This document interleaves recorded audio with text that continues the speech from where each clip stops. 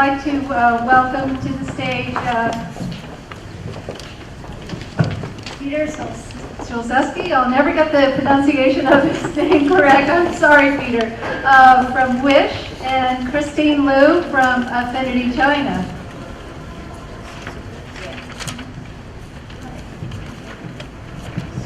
Testing. Hi, Peter. Hello. Okay, so quick, when you do Google search, this is what I came up with. First page, all things D, article from last year. A young startup wants to create a Googified version of Amazon and in the process grow big enough to compete with both internet giants. Those are big shoes to fill. Who are you? And give us a little bit of background about Wish. Sure, yeah, so we have fairly ambitious goals. I think media sometimes has a tendency to sensationalize these things and sort of create these battles between startups and tech giants. My background is straight out of college. I worked at Google for just under 7 years. So I solved various matching problems at Google. So you think about sort of Google's core technology and sort of Google's core products. They're centered around matching, right? So Google search results is essentially matching the few million unique queries that really matter that people put into the search engines that have high volume and the 10 search results that you see, right? Now it's 10 search results and like videos and images and all sorts of other things. Then I actually started off working on AdWords, which generates about $50 billion of revenue for Google, high margin revenues annually, and that's also a matching problem, right? You're matching a search query with one of potential, one of the millions of ads that are running on the Google AdWords network at any point in time. And then I actually worked on AdSense as well, which is Google's third-party website products. So we look at a web page, we figured out that it's about maybe golf, so we show you golf ads. Maybe it's about high-end jewelry, so we show you some luxurious jewelry ads. That's where we started, and that's really sort of where we've taken similar ideas but applied it to commerce. So really quick, I love backstories. I think you get a lot of the tech press and a lot of times the PR side of things, but on a personal level, where did you, from your experience at Google, come up with the idea for Wish? What was that point and what was that backstory behind that? How did you guys come together? Yeah, I know. So we spent all this time working on these matching problems that really ended up generating revenue for the company by showing the right ads to lead to e-commerce websites and other places that then users use to actually buy physical things or services, etc. So we said, well, no one's really optimizing those actual destinations where users actually buy things. So I teamed up with my buddy from college who was doing similar problems. He dropped out of Caltech to work at Overture, which was acquired by Yahoo, and he worked on matching problems there. So that's sort of where we're coming from, and we really thought that in the space of mobile, which is our focus, we have a mobile shopping app. Think of it as a shopping mall. Matching the right users with the right items is really important. So we now have about 24 million users and probably about 7 million unique products, right? And in the world of mobile, there's less of this interactive search behavior. Users don't tend to sort of type in queries and then research things. Shopping is a very different experience. We think of the experience of Wish as going to a shopping mall, but it's a shopping mall in your pocket. So think about how people get excited on like Black Friday, like 11:59 p.m. the day before, just storming into Walmart or a shopping mall or a Macy's. We want to sort of provide that kind of experience to users, but of course we have to show them interesting things because the attention span on mobile is much shorter, and people aren't really willing to search for things or input stuff into their keypads. They just want kind of the right entertainment value immediately, and then possibly buy something or move on. And that's why we thought matching is really important, and so far I think we've been proven right. Great, and then just downloaded the app today, and I had my colleague Jody using it. Her exact words: "This is easy and eclectic." So I'm curious as to how the app works. When you're saying merchants, where are the merchants coming from? How are they signing up? And then how are you getting your users? And how are they? Yeah, great question. So we launched the app actually in December 2011, but we launched it as a website, and then we developed and launched the mobile apps, iOS and Android, sometime in 2012. I think iOS was April 2012, and then Android followed a month or so later. And throughout, since then, we've been just making it easier and easier and easier and easier. So I think we have three hypotheses. One which I kind of covered, and some are more contrarian than others. One is the mobile shopping is vastly different. Like the usage patterns are different. Users have very short attention spans. They just want to be delivered relevant content, engage with it, and then kind of move on. And that deriving entertainment value from the app is really important. So that leads us to sort of the relevance question, showing the right stores of the right content to each users at the right time so they actually buy something or aren't annoyed and are actually sort of interested in this stuff. And then sort of, the way that we think about it, going into my third point, is we think of just starting a startup as kind of a search optimization problem, especially early on. You're kind of trying to look for the solution that works, and especially with the Wish marketplace, you're building up the supply side, which is the merchants, and the demand side, which is the consumers. And possibly the most contrarian part of our hypothesis is that you'll see a lot of these shopping apps that are targeting the high-end consumer. So they're really going after like the top 5% of consumers in the US or worldwide. Our consumers are mainly in Europe and North America, about 50-50 split. And we specifically go after the bottom 70%. So we go after the Walmart shopper or the like somebody in Jackson, Wyoming or something. Like if you look at the map of GMV, or gross merchandise volume or sales across the map of the United States, it's like very evenly distributed. And we think because no one's serving those users, they're actually the most loyal, and they're looking for sort of maybe lower price points. So it turns out that actually Chinese merchants, export-oriented, or actually focused on selling on Taobao or Tmall, actually really work well. So even though they're very reluctant to sell to Western consumers because they just think, oh, maybe we don't understand them, or we don't want to deal with customer service, if you give them the tools and you teach them how to do it, it actually works really well. So in our marketplace, we're matching the millions of merchants or SMBs that are actually either serving domestic Chinese consumers or on platforms like Alibaba or export-oriented merchants in China, and providing them with tons of goods that that they sell in China to consumers in the West, and it's been working quite well. I think there's someone from Alibaba here, but I think Alibaba did 170 billion in the last 12 months. Correct me if I'm wrong. That's bigger than Amazon and eBay combined. And it's really kind of discovery-based shopping. It's almost kind of like a lifestyle. I think that's how Jack Ma describes it. It's much more like, I open something, I buy it because I like it. So we're never gonna, as the article says at the beginning, I don't think we're directly going after Amazon in the sense that no one's gonna download our app and be like, oh, I need a new HDMI cable for my big screen or something.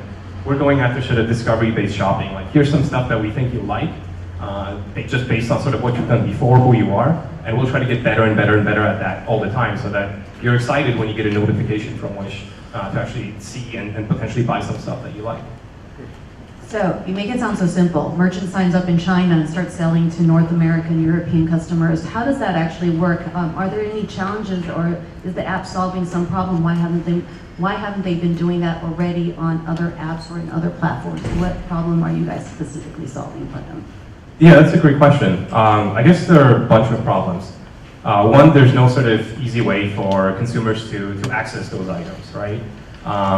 Another problem is actually the reluctance from the merchants. So you actually have to convince them that they're able to do this. Another challenge is actually educating the users. And the way that we've got it set up is, for most new merchants, the consumers have to wait a long time to get their stuff. So there's a trade-off between, hey, this is really cheap, but I'm gonna have to wait, 3 weeks to get it. And we try to make that expectations really clear and upfront, and that works. And then we actually have another solution where, because we're entertainment focused, we're not like waiting for a Google search to come in to drive traffic to Amazon to buy that HDMI cable. We're much more like, this is what we show, teenagers in Arkansas or something, right? Like female teenagers or women teenagers, girls, I guess, in Arkansas. And we're able to sort of predict what people are going to buy where and like which sizes. So we're able to sort of move those items to warehouses near where the consumers actually are that are going to buy them, and get to them in 5 days. So that was a big challenge that we solved that nobody else really paid attention to. So you guys do fulfillment? Is there a... I mean, it's a third-party solution. Like, what we do is we say, hey, for the merchants where we have a really strong relationship and that trust us, we say, look, we know you're going to sell, 700 of those watches next week in Italy, right? So why don't you actually move it to a European warehouse, and so that the consumers get it faster. We'll promise you greater distribution, greater promotions, and we'll actually highlight to the consumers, and the consumers will know that they'll be able to get it within 5 days as opposed to waiting 3 weeks. and that makes everyone happy. So challenges so far, or is there anything in the the past year and a half that surprised you, where you guys thought you were going to start off at and where you're at now, where you're heading? Yeah, sure. The more you work at this, the bigger the challenges, but it's kind of fun.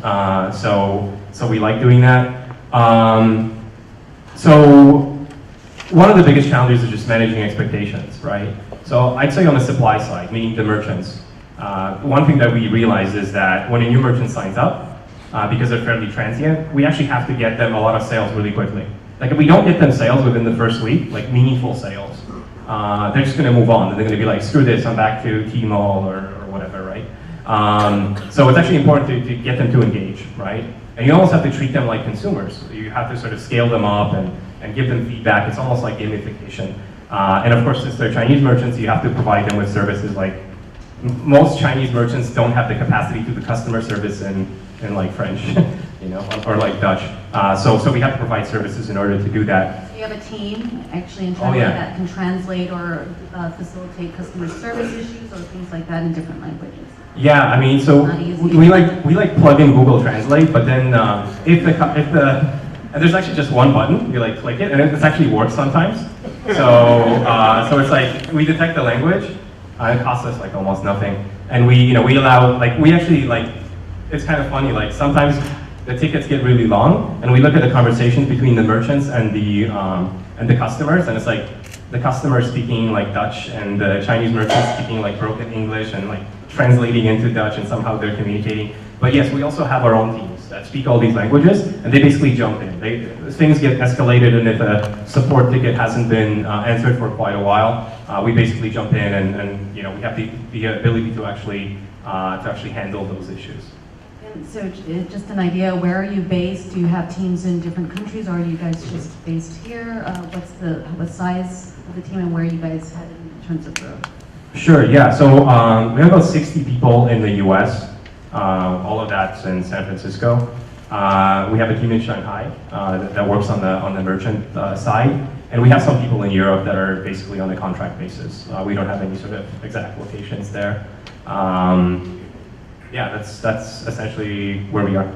And who would be your competitors? Like, I just downloaded this today, and I'm just wondering, what I like about it is the fact that it's so hard to shop on mobile sometimes, because we're so used to, at least in the States, we're so used to a format where you're in front of your laptop and, you've got all merchandise. And here I'm working off a tiny screen, so, that seems to be an advantage. But, it's an advantage if you can do it right, and it turns out the simpler we make the experience, like the better it is. Like, coming from Google, Yahoo, Facebook, all the guys on the team, at least on the product and engineering side, they're very metrics focused. I'm sure like in terms of games as well, right? So we measure these things fairly religiously. We all have a technical background. So sort of, we know that when we make things easier, we just the people use the app more. In terms of our competitor, I'd say, the apps that are ahead of us in the App Store now are places like eBay, potentially Walmart, although it's a little bit different, Amazon, etc. But I think sort of the interesting thing about mobile, it's a fairly new space. We decided to just not necessarily kill the website, but we stopped working on it February of last year. Even though we own Wish.com, which we paid a pretty good price for, we don't really use it. It's actually the merchants that use it. The merchants use it to actually look through all their products, add photos, etc. But they don't. The consumers actually engage through the mobile platform, and that's a challenge in itself, right? A lot of our consumers, if you actually talk to them, have never shopped online. So at some point I was taking 3 support calls a day, just for the fun of it, just the English ones, and they just had no idea about like tracking numbers, like the most basic things. So in that sense, we're really competing against your local shopping mall. I mean, maybe something like QVC or Home Shopping Network, where you're deriving some kind of entertainment value through walking through the mall or watching a QVC Home Shopping Network show. So I have a question related to your Alibaba and Jerry Yang connection. How did you get Jerry Yang interested in what you're doing? Yeah, it's a good question. I think we had a bunch of connections, and then once he decided to pursue investing, we were supposed to meet up a bunch of times. So Hank Vigil from Microsoft, Joe Lonsdale from Formation 8, Mike Marquez at Code Advisors. I don't know if these names are familiar, but they all knew Jerry. They worked for Jerry, and then once he left and he started doing investing full time, it was pretty obvious that we met. He liked what we were doing, and then we've had a great relationship ever since then. And he was involved in Alibaba, and he's also on the board of Rakuten. So he's actually got a lot of deep e-commerce insights, even though he's coming more from the content world. Any questions? Yeah, all the way in the back. Yeah, you're gonna have to shout.